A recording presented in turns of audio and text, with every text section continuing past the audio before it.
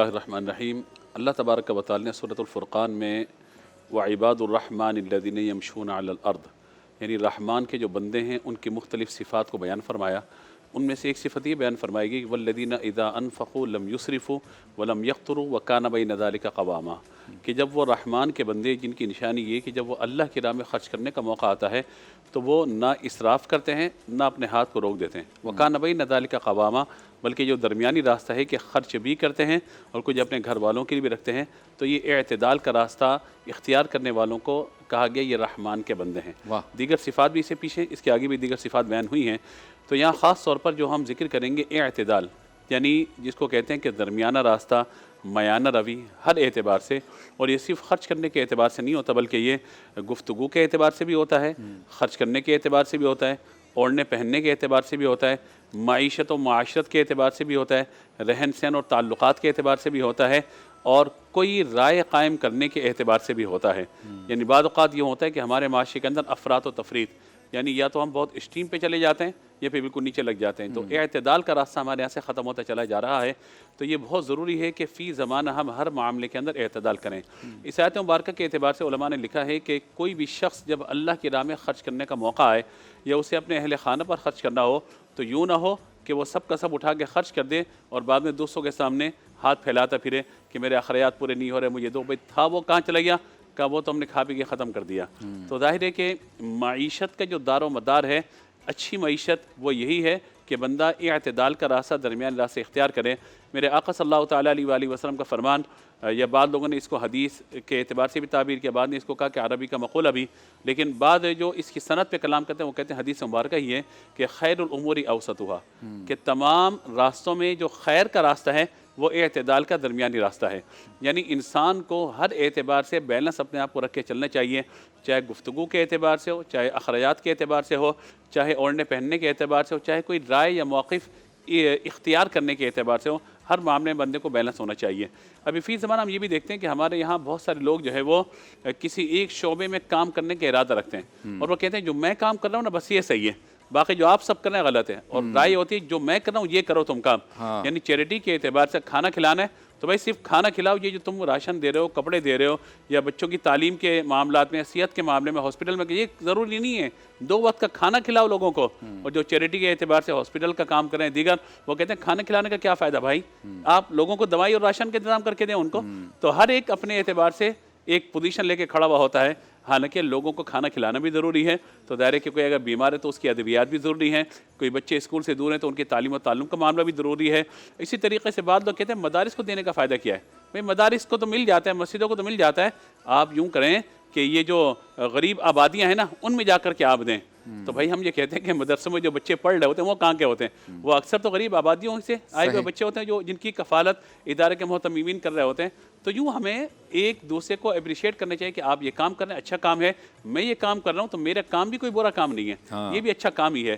तो हर एक का एक काम है, ज़ाहिर है कि वो अपने एतबार से चीज़ को जो बेहतर समझता है और जिसमें उसका शौक़ होता है या अल्लाह ताला जो काम उसके दिल में डाल देता है फिर वो उस रास्ते पे चल पड़ता है और अल्लाह उस काम को उसके लिए फिर आसान कर देता है। हर बंदा अस्पताल नहीं बना सकता, हर बंदा सियासत नहीं कर सकता, हर बंदा मस्जिद के इमाम नहीं बन सकता। तो लिकुल्ली फ़न रिजाल, हर फ़न के बाहिर होते हैं, हर एक अपने फ़न के एतबार से खल्क़ खुदा की खिदमत के एतबार से कहने के मसूफ़ होता है।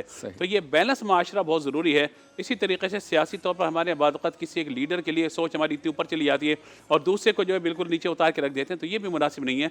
अगर आप पाकिस्तान के शहरी हैं तो वही पाकिस्तान का शहरी है। तो इसी तरीके से मजहबी एतबार से, उलमा के एतबार से, हर एतबार से हमें ये देखना चाहिए। बाद ख़ानदानों के अंदर भी ये होता है कि मेरा ख़ानदान इतना बुरा, इतना जो है वो बुलंद है, इतना बड़ा है, तुम्हारा ख़ानदान क्या है। तो यूँ ताने मारना, ये करना, ये भी जो है अफराद व तफरीह से काम लेना मुनासिब नहीं है। इसी तरीके से हम इबादत, क्योंकि माह रमज़ान है तो इबादत के एतबार से अगर हम देखें तो सहर व इफ्तार के अंदर खाने पीने में एतदाल बहुत ज़रूरी है। इस तरीके से इबादत में एतदाल, ख़ास तौर पर जब माह रमज़ान का आखिरी अशरा आता है, लोग ताक रातों को जाग रहे होते हैं पूरी पूरी रात और फिर दिन में सोए पड़े होते हैं, ज़ोहर की नमाज़ फजर की नमाज़ छोड़ देते हैं। जब बड़ी रातें आती हैं पूरी रात जागे, सलात तस्बीह पढ़ी, ज़िक्र दुआ सब चीज़ देखी और अगला पूरे दिन सोते रहे, नमाज़ क़ज़ा कर दी। तो ये फिर क्या मतलब है कि ये एतदाल का रास्ता नहीं रहा। इसी तरीके से हम अपने आका सल्लल्लाहु तआला अलैहि वसल्लम से मोहब्बत के दावेदार हैं, ग़ुलामी रसूल का दावा है, हमारे आका अलैहिस्सलातु वस्सलाम कबूल फरमा लें।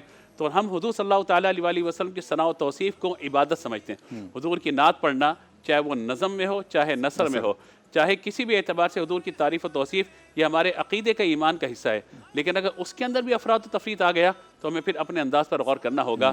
آج کل جو ہم یہ دیکھ رہے ہیں کہ اس وقت کلچر کچھ چینج ہوتا چلا جا رہا ہے، پہلے کہیں جب وہ دف آ گیا تھا، پھر ڈھول آ گیا تھا، پھر میوزک اس کے شامل ہو گیا نعت کے اندر، اس کے بعد اللہ کے نام کو بطور ڈھول استعمال کیا جانے لگا، تو بہت ساری خرابیاں ہیں، لیکن علماء نشاندہی کرتے ہیں کہ بھائی یہ غلط کیا آپ نے، لہذا اس سے آپ اجتناب کیجئے۔ پھر وہ نعت پڑھتے ہوئے کوئی پہاڑ پہ چڑھ گیا، کوئی سمندر میں تیرنے لگ گیا، کہا کہ بھئی یہ بھی نہیں، نعت کا ایک تقدس ہے، ادب ہے، آپ تمیز سے احترام سے حضور کا ذکر کریں۔ تو پھر جب یہ ساری چیزیں ہوئیں تو بتایا گیا، سمجھایا گیا، رجوع کیا۔